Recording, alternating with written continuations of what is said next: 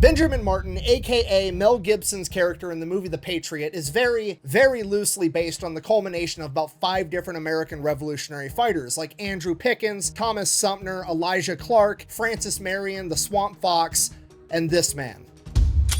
Today we're talking about the most gangster general of the American Revolutionary War, the undignified guerrilla, Daniel Morgan. During the American Revolutionary War, General George Washington would take all of the riflemen that none of his other officers wanted, put them into one unit called the Provisional Rifle Corps, and put them under the command of Daniel Morgan, a man whose battle tactics George Washington described as undignified. They quickly adopted the name Morgan's Riflemen and became known for their guerrilla warfare tactics of hiding in trees, picking off high-ranking officers, and disrupting enemy supply lines. According to General Horatio Gates, Morgan's Rifles was the American Army Corps that the British military feared the most. They are the primary reason for the American victories at Saratoga and the Battle of Cowpens, probably the 2 most important battles of the Revolution, responsible for turning the entire tide of the war. And we're going to get into it right after a word from our sponsor. Delete me. 2, huh? Yeah. How do they do it in the movies? They don't. No, nobody does that in real life. Yes, they do. No, they don't. We'll talk to Keanu Reeves. That's a movie. Yeah, but he does it in real life. All right, just put him on the couch. Love you. This video is brought to you by Delete Me. Super straightforward business. You give them money, they turn around and they make sure the data brokers on the internet are not selling your personal information. Simply put, pretty much anytime you go on the internet and you fill out your personal information and you check that little box that says, I agree to the terms of service, those terms more than likely mean that they're collecting your personal data. They turn around and they sell that data to data brokers, and then the data brokers sell it to whoever. The good news is these data brokers are legally required to get rid of your information and stop selling it if you ask them to. The hard part is figuring out which data brokers have your info and then filling out all the paperwork to get them to stop selling it. And that's where Delete Me comes in. Once you're using their service, they go through, they check all the data brokers for your personal information, and if they have it, they go ahead and they fill out all the paperwork to have that information taken down automatically. After that, they continue to keep checking and rechecking all these data brokers in case they somehow acquire your information again and start selling it again, and make sure that doesn't happen. So if privacy sounds pretty cool to you, go ahead and check out Delete Me. I'll have a link and a discount code down below. Let's get back to the video. All right, our story begins in 1736. Ish. We don't really know when he was born. We also don't really know where he was born. We know that he was born in either New Jersey or somewhere in Pennsylvania. We do know, however, that he's a big dude. He is described anywhere from being 6 foot to 6'4" and built like a brick shithouse by today's standards, and by 1740 standards, this dude's basically a giant. He doesn't really start popping up in historical records until he's 16 or 17 years old, and that actually happens in the Shenandoah Valley of Fredericks County, Virginia. Now, this is actually a bigger deal than a lot of people might realize, okay? Because at the age of 16 or 17, Morgan got in an argument with his father, ends up leaving home, going out on his own, which is fairly normal, but he went to Virginia, which in the 1730s, 40s, 50s, Virginia is still very much the wild frontier at this point. Now, that sounds a little bit strange to some people because when you hear the wild frontier, most people instinctively think of westward expansion. They're thinking of like cowboys and Indians and pioneers and the Oregon Trail and the Gold Rush. Okay, westward expansion is not going to start till 1803, and that's going to go on for a century after that. This is the mid 1700s. Virginia and everything south of it is still very, very much the wild frontier. So for a 17-year-old to get in a fight with his old man and be like, oh yeah, screw you, dad, I'm gonna go live in the modern day equivalent of the Thunderdome, is pretty telling of Morgan's character and quite honestly foreshadowing for the rest of his life story. And just to be clear, when I say that he first starts showing up in the historical record around this point in his life, the historical record that I'm referring to is the general store credit line in Winchester, Virginia, where he pretty much exclusively bought alcohol and playing cards. But wait! There's more! And the Frederick County Courthouse records where he was repeatedly sued for assault, basically for getting in bar fights and beating the shit out of people. Now again, that sounds pretty weird because usually you would get arrested for getting in a bar fight and beating the shit out of somebody, but remember, it's Virginia and it's the wild frontier, okay? They don't really have much law enforcement to speak of. Really, the only reason that there's court records is there's one day a month in colonial Virginia where they have the court day and they basically shut down the entire town. The whole town shows up to watch all of the legal proceedings for the entire month, and then whenever you have an issue with somebody, you just sue them in court. So yeah, it's pretty hard to get arrested on Wild Frontier. I mean, you basically got to murder somebody, and even then, it's like, I mean, Was he asking for it? What happened? Well, first of all, Your Honor, this motherfucker was going 5 miles an hour below the speed limit in the left lane of the Oregon Trail, which is outrageous because everybody knows the left lane is for crime. Then we finally get into town. I'm late because he won't get his wagon out of my way. He comes up to a red light and then he just sits there. There's no traffic. He's turning right and doesn't go right on a red. He sits there and he waits till a green, at which point I got out, I beat the shit out of him. I don't know what happened. He fell down, he turned blue, and now here we are. To which the judge is probably like, yeah, we're definitely better off without that guy. Innocent, free to go. Buh! There was no left lane in the Oregon Trail and there was no stoplights in colonial Virginia in the 1700s. Buh! Yeah, it's a joke. Shut up. Anyways, in addition to drinking, gambling, and fighting all the time, he's also working extremely hard as a wagoner on the frontier. Like, he's literally being commissioned by other people to drive wagons through uncharted territory. It's a pretty dangerous job for a 17-year-old, and he does that for years until he saves up enough money to actually end up buying his own wagon and going into business for himself. So by the time that he's like 19 or 20, he owns his own wagon, and the British military is actually looking to hire civilians that have wagons and commission them to haul British supplies for the French and Indian War, and Daniel Morgan agrees to do it. During the French and Indian War, Morgan gets his first taste of battle. That's where he first gets to see how combat is done, and he's not watching conventional combat of the time where it's just one big rank and file of the military walking up to another one, pointing guns at each other and shooting. No, this is a lot of Native American combat where the Native Americans are using what we would define today as guerrilla tactics, where they're simply just fighting to win, not fighting to maintain their honor or whatever silly shit the British believe in.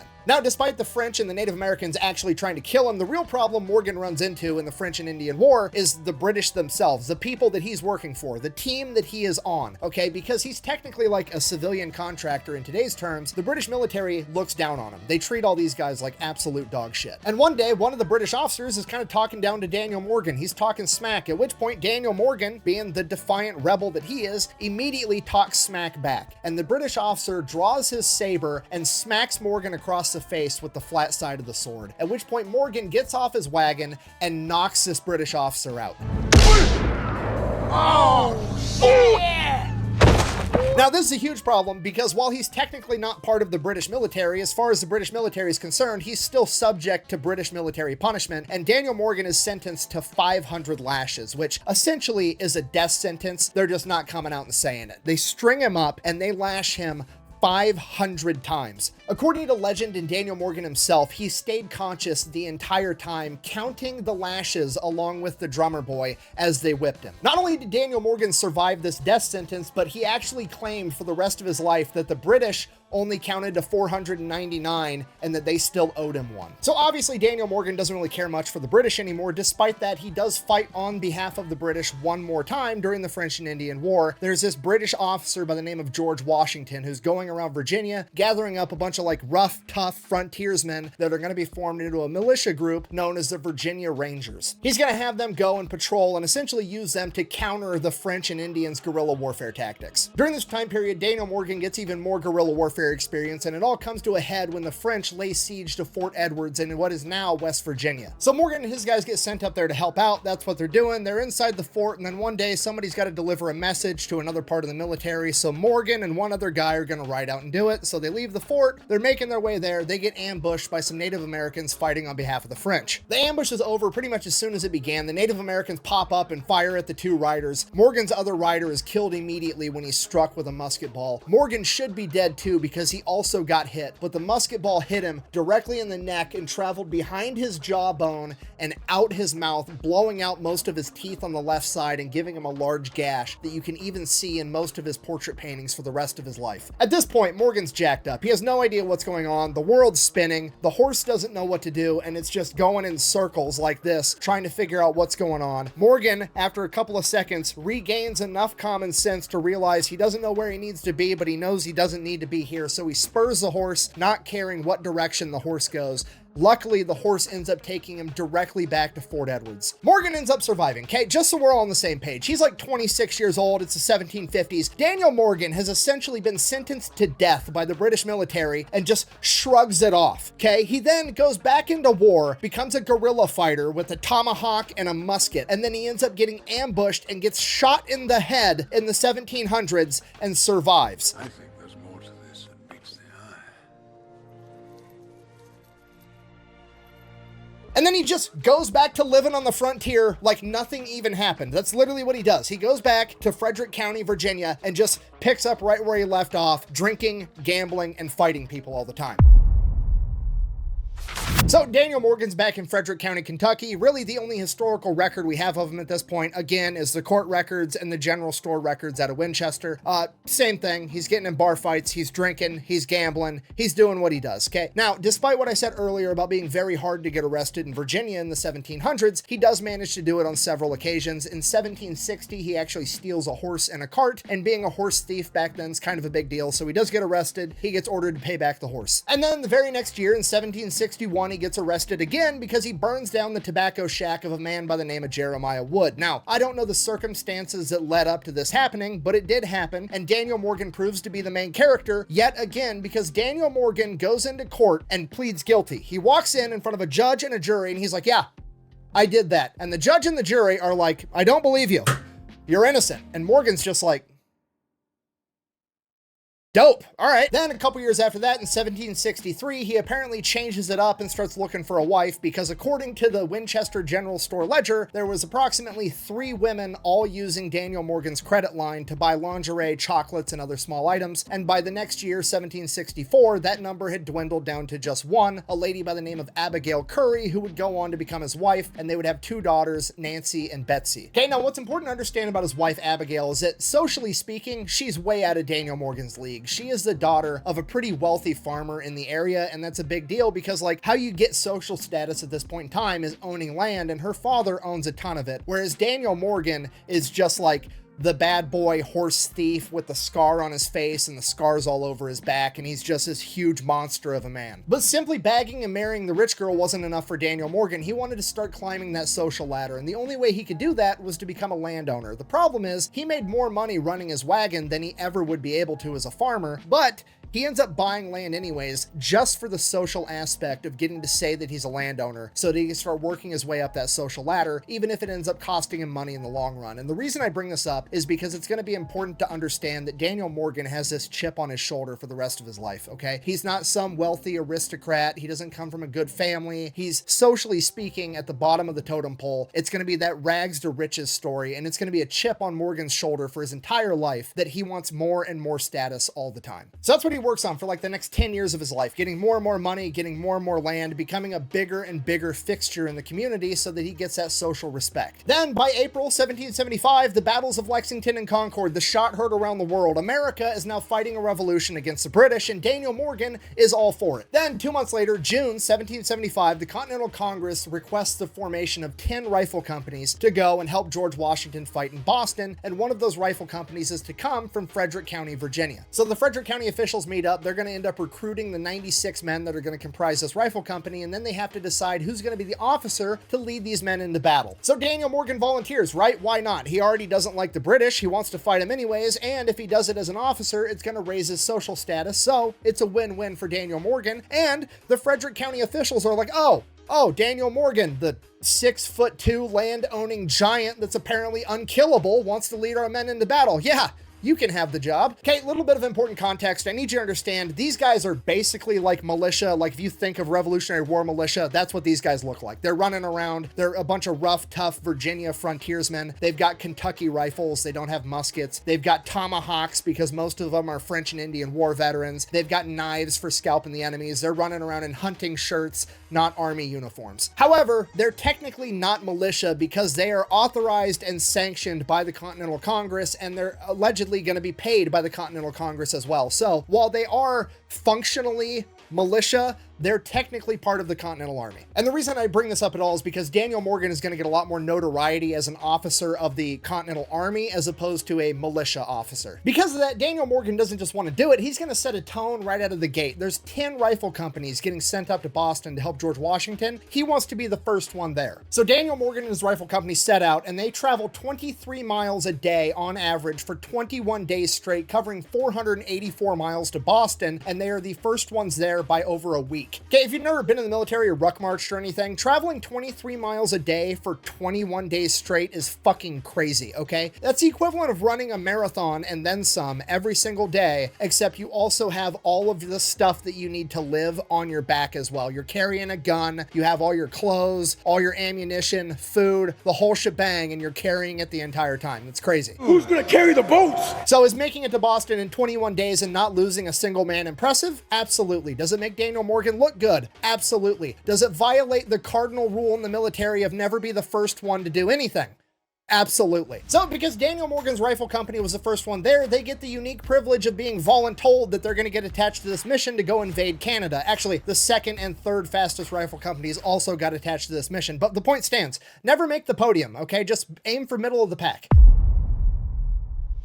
Okay, real quick, oversimplified explanation of this mission. George Washington has this new hotshot young officer that he regards as a strategic military genius, and his name is Benedict Arnold. And basically what Benedict Arnold has come up with is a plan of being like, hey, America's got 13 colonies. We've declared our independence from Great Britain. We're now fighting about it. Hear me out. Since we just got started with the fighting, what if we strike first? What if we go, we invade Canada, we take over Quebec, and we declare it the 14th colony of the United States of America? That way, the English, rather than trying to fight the 13 colonies, is immediately focused on fighting the 14th colony to reclaim what we most recently took, and then we can divert all of our resources there and duke it out away from home. In addition to that, it's also going to put the British in the new mindset of, oh shit, we're the ones playing defense. We're not playing offense. We need to defend all of our other areas touching the 13 colonies so they don't attack those as well. So honestly, it's a really good plan. And then reality sets in and it is pretty much a shit show like the entire time. They set off with about 1,100 men. There's 3 Virginia rifle companies and then a bunch of other Continental Army companies together.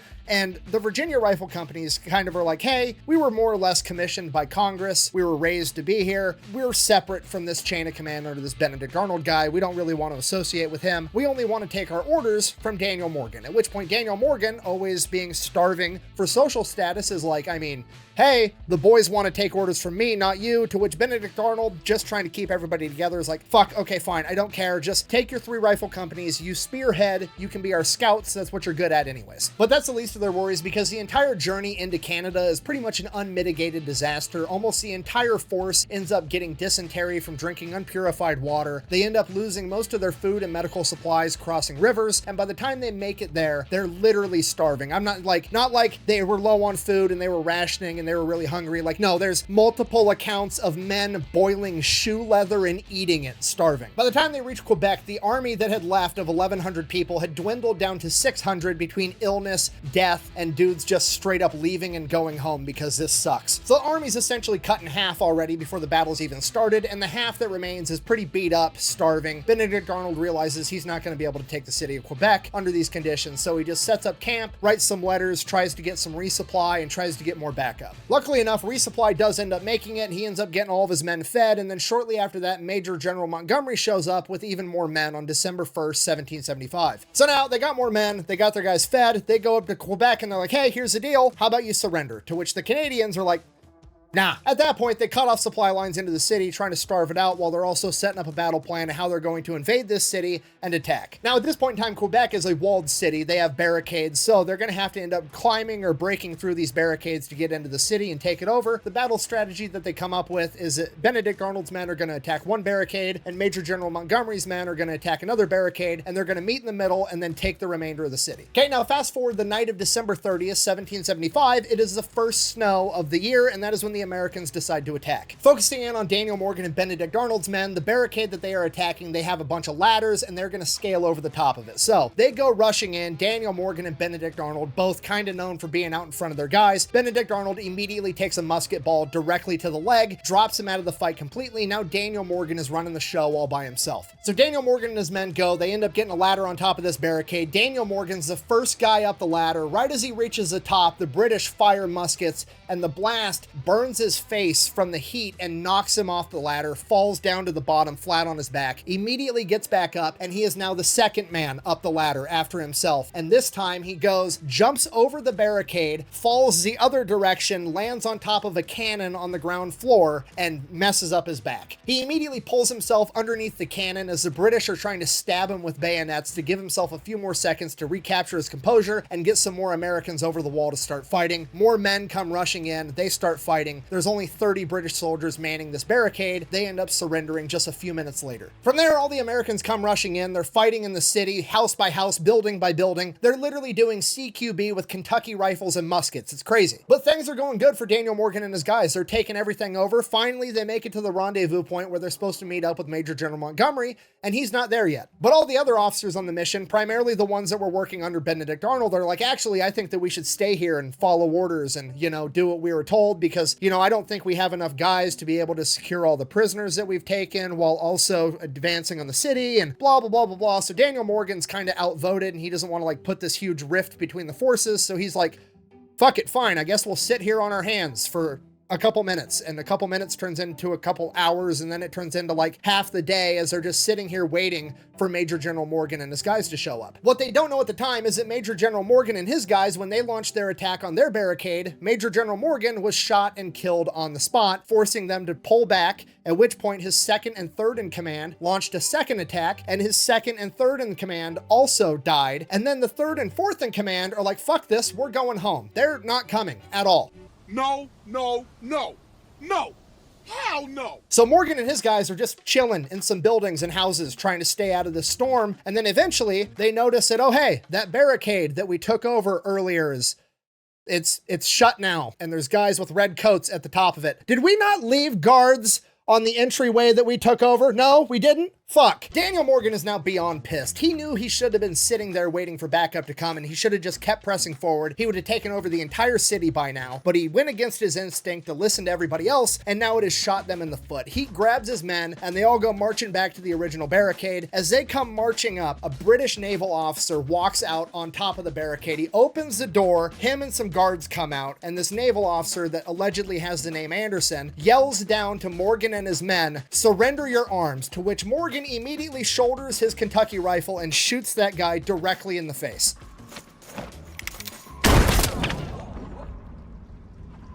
Immediately, the men come running up with the ladders. It is a full-scale assault on the barricade, now going the other way. They end up getting driven back, and then they try again. They get driven back again, at which point they retreat back into the city, and they're doing more CQB with rifles and muskets for hours. And then eventually, they get completely surrounded, and they have nowhere to go. At this point, the American men start surrendering one by one, small batch by small batch, and Daniel Morgan remains as the sole American that is yet to surrender, and he refuses to do so. So they end up getting Daniel Morgan separated from all the other Americans, and they have him surrounded, and they get him backed up to a wall. Just a bunch of British troops with muskets and bayonets all pointed at Daniel Morgan. Daniel Morgan's standing there with his saber, refusing to surrender. The British are like, "Put down your sword," and he's like, "Which one of you is gonna come take it from me?" And remember, Daniel Morgan's like a 6'2" giant with a sword, basically being like, who's man enough to come get it? And the British guys are like, I have no idea what to do. If we kill the commander of their current army, all hell's gonna break loose all over again. So they don't want to kill him,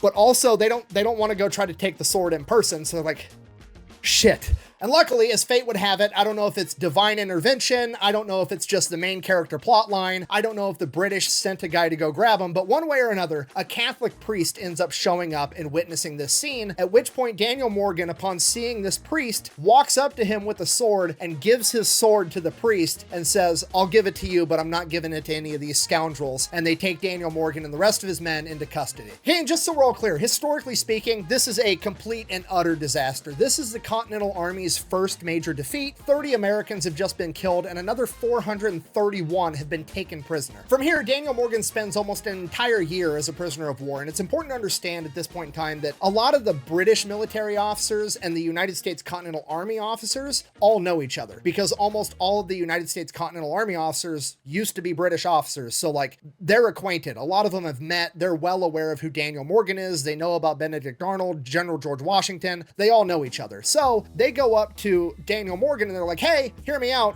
We'll give you a pardon so you're innocent, and then we'll make you a colonel in the British military if you trade sides and come work with us because you're awesome. At this point, Daniel Morgan, remembering the 499 scars on his back, is like, nah, I'm good. Don't insult me again. And he just sits out the entire year as a POW until he gets traded back to the American forces in January of 1777. So Daniel Morgan gets traded back, and he, is waiting around for orders, trying to figure out what's going on. Apparently, George Washington had petitioned Congress to end up making Daniel Morgan a colonel, which is incredible news to him because he thought he was going to get kicked out or thrown in jail or reprimanded because he surrendered. This was America's first surrender, and it was technically his fault under his command. He was not expecting good news when he got released back to the Americans, but he ended up getting made a colonel.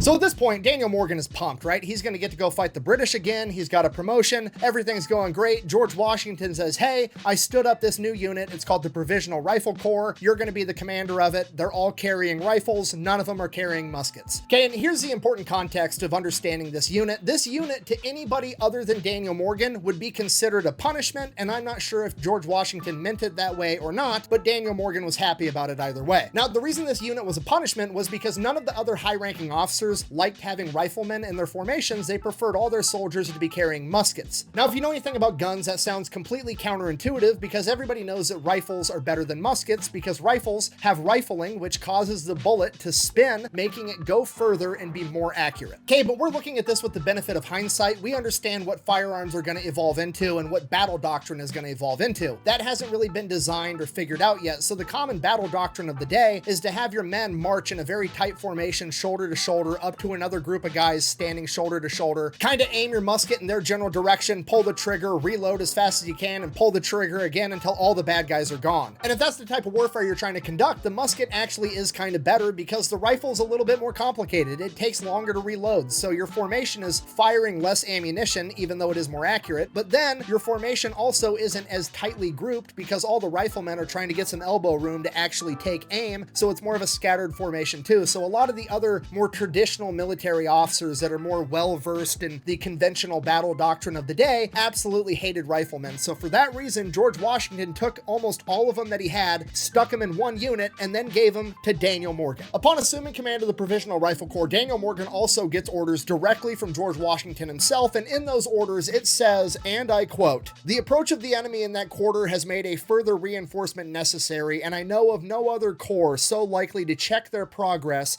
in proportion to its number than that under your command. I have great dependence upon you." Okay, I'm going to say that again, but slower. Check their progress in proportion to your number, okay? That's George Washington fancy officer speak for, hey, Daniel Morgan, that undignified guerrilla warfare stuff that you do, go do more of it. Okay, if you're not picking up what I'm putting down, I'm trying to tell you that George Washington himself has just pulled the pin on the fuckery grenade that is Daniel Morgan and the Provisional Rifle Corps and thrown it at the British with no orders other than go win.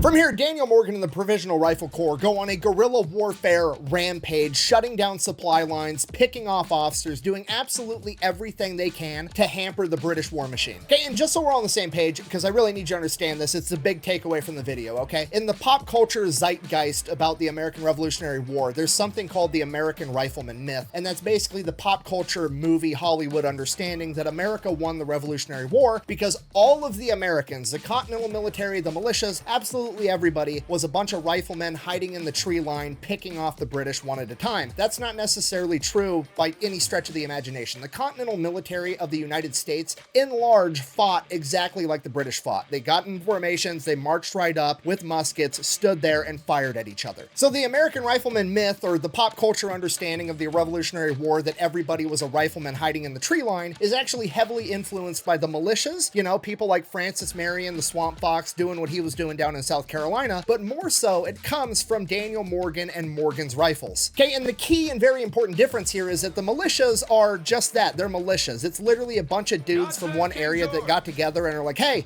I don't like these dudes in the red coats, let's go do something about it, and they're not expected to necessarily fight by the rules of warfare. They're just a bunch of civilians that took up arms and went to go fight. I'm gonna kill me some redcoats.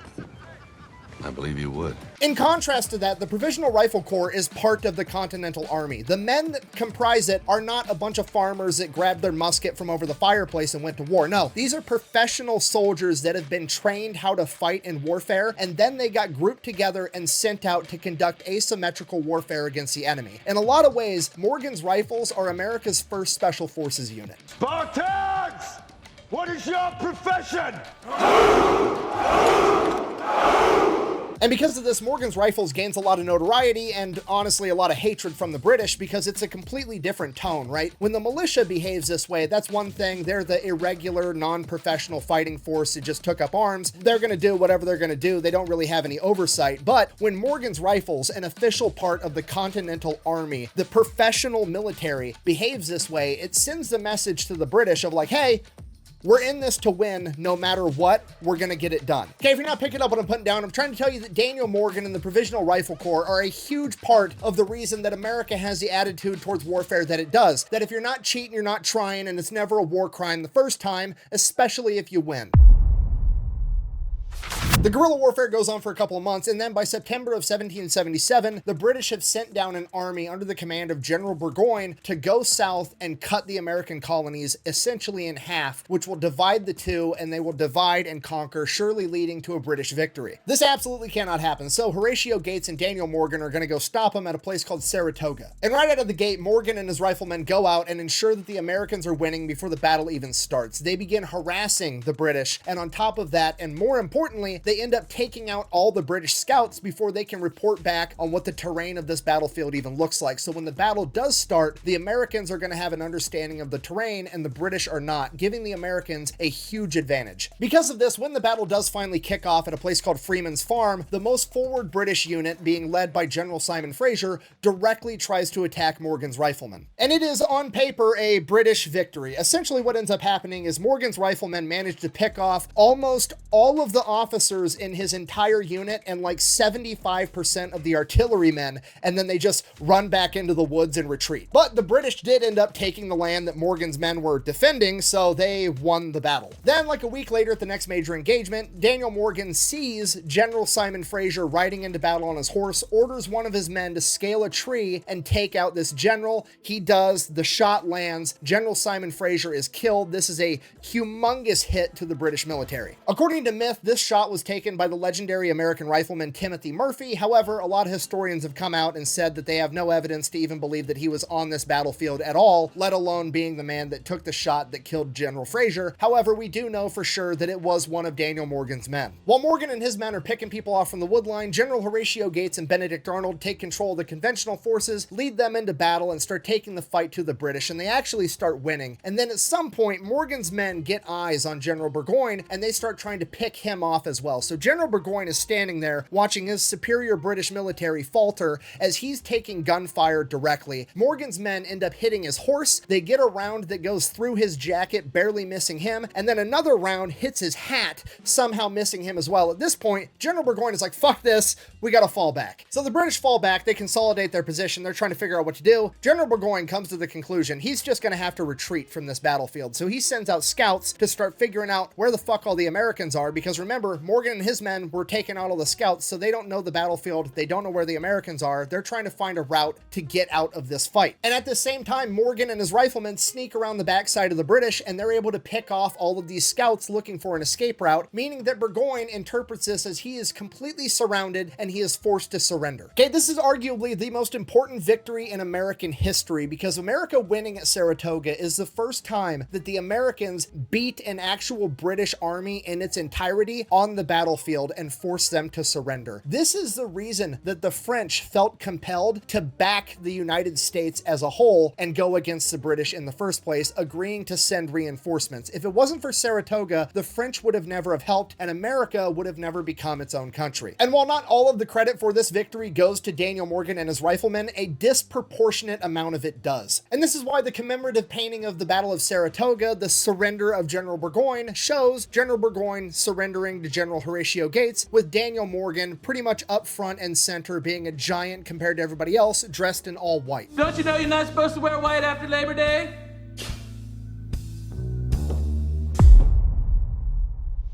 After the Battle of Saratoga, Morgan and his riflemen go back up north to help General George Washington. They don't really partake in any major battles. Instead, George Washington just kind of lets them off the leash to go conduct and carry out guerrilla warfare against the British wherever they can. This takes place all throughout 1778, primarily around New Jersey. And while all that's going on, a couple of things happen that really piss off Daniel Morgan, primarily that he gets passed up for promotion on 2 separate occasions so that some other officer can become a general before him, even though those officers were far less qualified and had delivered far less results than Daniel Morgan. Couple of reasons Daniel Morgan got passed up for promotion. 1, he carries out undignified warfare. 2, he doesn't come from a wealthy aristocratic family. He's literally a homeless kid from Virginia that has somehow become a colonel in the Continental Army. He should be happy where he's already at. They don't want to let him into the generals club. And 3, Daniel Morgan doesn't really play the politics game, which is what you have to do to become a general at this point in time. Daniel Morgan thinks that his results should speak for themselves. Unfortunately, it just doesn't seem to work that way. And this is all very important to Daniel Morgan because remember, he's always got that chip on his shoulder about wanting more and more status. He's that poor kid from West Virginia that wanted to be one of the elite. So when he keeps getting passed up for this promotion for people that are less qualified than him, it absolutely infuriates him to the point that he ends up quitting and resigning his post in the United States Continental Army. So that's what he does. He literally says, "Fuck you guys, I quit," and goes back home to Frederick County, Virginia to run his farm. And while he's there running his farm, they are begging him to come back on multiple occasions. Everybody's asking him. George Washington, Horatio Gates, they all want Daniel Morgan to come back. And the situation becomes so dire that General Horatio Gates actually rides out to basically beg Daniel Morgan to take his job back in person, right? Because if anybody knows how good Daniel Morgan actually is, it's General Horatio Gates, right? Because Horatio Gates at this point in time is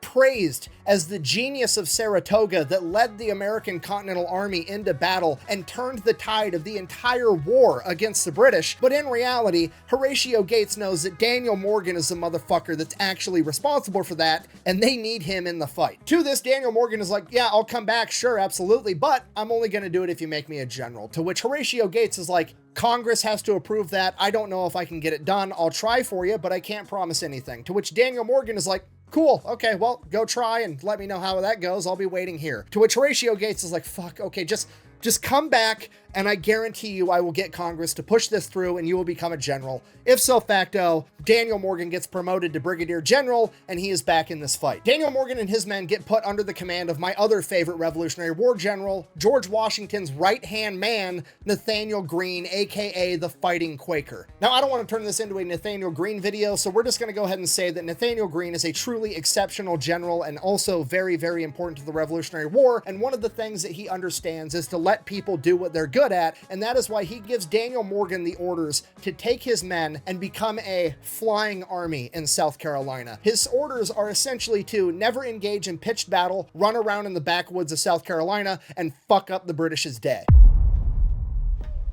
And that's exactly what Daniel Morgan does. He gets to it immediately. It doesn't take long before the British figure out, fuck, that Daniel Morgan guy's back and he's ruining everything. So the British, realizing they have to do something to stop Daniel Morgan and his men, send in one of their best guys with his unit, Banastre Tarleton. This guy, in many ways, is the British equivalent of Daniel Morgan. He does not like pitched battle. He prefers guerrilla warfare tactics. The only real difference here is that Daniel Morgan is the poor kid that developed tactics and earned his way up the ladder, whereas Banastre Tarleton came from this wealthy aristocratic family and daddy bought him his commission as an officer. So he doesn't really have the same amount of experience and ability, and he makes up for it by being overtly aggressive and extremely brutal. Just so we're on the same page, this is literally the guy that Malfoy's dad from the movie The Patriot is portraying in that movie. Prior to being sent to engage Daniel Morgan, Tarleton was engaging Francis Marion, aka the Swamp Fox, the other guy that inspired Mel Gibson's character in The Patriot. While engaging Francis Marion and Daniel Morgan in South Carolina, he was known to be unnecessarily harsh to civilians by confiscating livestock, forcing people to board his soldiers in their homes. In addition to that, he is also accused of slaughtering a bunch of Continental troops after they surrendered at what is known as a Beaufort Massacre. Now, that's the American perspective, but the British perspective was that Tarleton was an extremely effective officer, and the unit that he had under his command was referred to as the Legion. They were highly mobile, and they were regarded as one of the best units in the British military, especially in the South under the command of General Cornwallis. I mean, this is it. This is a headliner, right? This is shaping up to be the coolest battle of the American Revolution. In the red, white, and blue corner, we've got America's flying army under the command of Daniel Morgan, a literal giant that has defied death after being sentenced to 500 lashes and defied death again after being shot in the face with a musket ball. The poor kid that came from nothing that appears to be an unstoppable force on his way to the top. And then in the tea and crumpets corner, we have the British Legion being led into battle by Bannister Tarleton, known for his highly effective aggression and brutality. Two of the only and very best asymmetrical warfare units of their time, the special forces of their day, going head to head in South Carolina. And it all comes to a head January 17, 1781 at the Battle of Cowpens. After playing cat and mouse with Tarleton for months, Daniel Morgan has decided he's going to throw his adversary a curveball. He is going to try to engage him in pitched battle, something neither of them are known for. For this battle, Daniel Morgan picks a location known as the Cowpens because it's like the inside of a cow's pen. It is a muddy, swampy, nasty fucking mess. And the reason this land is such a muddy, swampy mess is because it's situated right in between two rivers, a location that Daniel Morgan picked for the very specific reason of going against Tarleton. You see, about half of Daniel Morgan's force is comprised of militia. Militia is not good at pitched battle. They're known for firing one volley and then all running off and fleeing. They're not good at it. They're not reliable. They're not trained soldiers. And Daniel Morgan knows that, so by situating them in between two rivers, it's going to make retreating impossible, and it's going to force the militia to stand and fight. And Daniel Morgan knows that Tarleton is going to know exactly what Daniel Morgan is doing. So the way that Tarleton is going to receive this is going to be, Daniel Morgan honestly thinks in his arrogance that he can situate his militia between two rivers, forcing them to not retreat, and they're going to be able to stand up against me and the British Legion? Absolutely not. He is baiting Tarleton into fighting him head on. And Tarleton is obviously going to take the bait. So the night before the battle, Daniel Morgan decides he needs to let everybody in on this strategy that he's got cooked up, and he's got to hype up the men. He's got to get them ready and excited for battle. So Daniel Morgan, the at this point legendary military general known for his undignified guerrilla warfare tactics, is walking around the camp hyping up his men, shirtless, carrying a sword, showing off all the scars on his back, telling his men, we're fucking up the British tomorrow. Bear in mind, this dude is 6'2". He's essentially a giant among men, and he's walking around with all the scars proving that he's defied death multiple times, telling his guys we're gonna win. And I will make sure that this never happens to anyone else again. Okay, the men are pumped. They're being led into battle by Daniel Morgan. Andrew Pickens, the legendary militiaman, is leading the militia, and we've got George Washington's cousin here on horseback. There's no way we're gonna lose. We've got way too many main characters. So the day of the battle, they're pumped. They're ready to go. They get into the formation exactly how Daniel Morgan told them to, and as Tarleton's forces come up, Tarleton realizes that Daniel Morgan, either in an incredible display of stupidity or arrogance, has stuck his militia in the center of his formation. Unless I'm dreaming, I believe I see militia forming at their center. No traditionally trained military officer would ever even remotely consider putting their militia in the center, because if they flee, the entire formation is going to collapse within itself, and that's it, game over. That's why you put the militia out on the side, on one of the flanks, and then if one of your flanks disintegrates, I mean, it sucks, but it's not the end of the world. It's the difference between getting shot in the arm and getting shot directly in the chest. So Daniel Morgan has effectively done the exact opposite of what anybody would recommend he should do by having the militia in the center and the Continental forces on the flanks. Yeah, art of war. Fight the enemy where they aren't. After all these years, it finally just clicked. But that's not what it means. Really? And Tarleton, in his default hyper-aggressiveness, is going to show Daniel Morgan the fatal flaw that he had just committed as soon as this battle kicks off. Tarleton orders the Legion to attack the American formation head-on, attempting to scatter the militia at its center, collapsing the American formation, and taking the battlefield immediately. As the British Legion approaches the American formation head-on, the American militiamen fire a volley. The British continue to advance. The militiamen fire a second volley. It does not stop the British. They continue to advance. At which point, the militia members break ranks, they turn around, and they flee, just like they were ordered to by Daniel Morgan last night. The militia members begin running up a small hill behind them, and as Tarleton sees that the American formation is collapsing in its center, just like he knew it would, he orders the British to bayonet charge and break ranks. The British Legionnaires chase them down at a dead sprint, trying to catch the Americans. They lose sight of the militiamen momentarily as they go down the backside of the hill, and as the Legionnaires reach the top of the hill, they have the biggest oh fuck moment in the American Revolution. What the now out of ranks, out of formation horde of British soldiers see is that the American militiamen are now reformed up with an additional 600 Continental soldiers formed up directly behind them in what is now a massive wall of musket fire, as the original flanks of the formation turn and box them in, and William Washington's dragoons pull up on the rear side of the battlefield, boxing them in entirely. Did that go the way you thought it was going to go? Nope. The Americans opened fire with one humongous volley before launching a counter-bayonet charge and crushing the British Legion in a matter of minutes. Over 86% of the entire military force has been killed or captured. If the Battle of Saratoga wasn't the most pivotal moment in the Revolutionary War, the Battle of Cowpens was. Daniel Morgan has effectively just hit the British Empire with the rope-a-dope. Bannister Tarleton did end up getting away, but with his legion effectively obliterated, the British military was essentially crippled and would never recover. After the Battle of Cowpens, General Nathaniel Greene would confront General Cornwallis utilizing the exact same tactic that General Morgan had created, and it was effective yet again, forcing Cornwallis to fall back to Yorktown, where he would remain until the French showed up in Chesapeake Bay, laying siege to Yorktown, effectively ending the American Revolutionary War, with America the victor.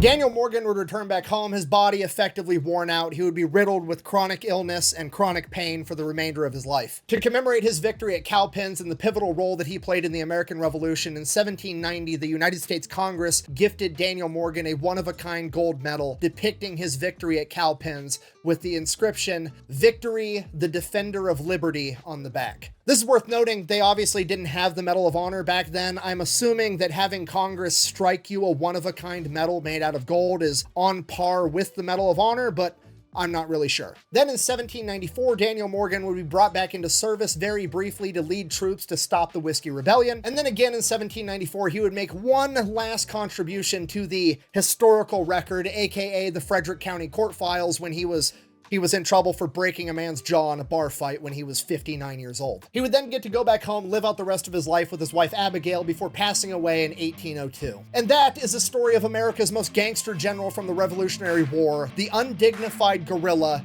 Daniel Morgan. Thank you for watching. Best way to support the channel is go buy some merch over at thefatelectrician.com. Quack bang, out.